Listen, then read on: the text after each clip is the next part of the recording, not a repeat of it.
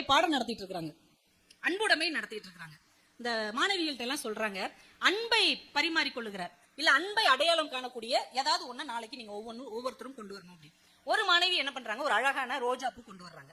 இன்னொரு மாணவி ஒரு வண்ணத்து பூச்சியை கொண்டு வராங்க. டீச்சர் இது எனக்கு ரொம்ப பிடிச்சிருந்தது, இதை உங்களுக்கு பரிசா கொடுக்கணும்னு கொண்டு வந்தேன். இன்னொரு பொண்ணு சொன்னா, டீச்சர் எங்க விட்டுட்டு ஒரு மொட்டை பனைமரம் இருக்கு, அதுல கண்ணு முழிக்காத ஒரு கிளி குஞ்சு இருக்கு, அதை உங்களுக்காக கொண்டு வந்தேன். அது கண்ணு முழிச்ச உடனே நீங்க பேச்சு கட்டு கொடுத்தீங்கன்னா உங்க பேரையே அது சொல்ல பழகிரும், அந்த கிளி குஞ்சை பரிசா கொடுக்குது. 4வது மாணவி வெறும் கையோடு வந்தால் ஆசிரியை கேட்டால், அன்பை பரிமாறுகிற எதுவுமே உனக்கு கிடைக்கவில்லையா?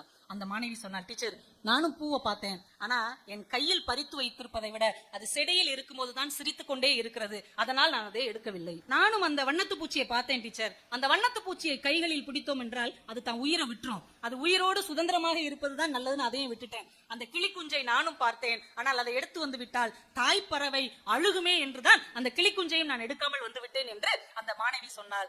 ஆசிரியை அவளை கட்டி அணைத்துக் கொண்டு சொன்னால், அன்பு என்பது இதுதான், இன்னொரு உயிரை காயப்படுத்தாமல் அதன் இஷ்டத்துக்கு வாழ விடுவதுதான் உண்மையான அன்பு என்று அந்த ஆசிரியை சொன்னார்.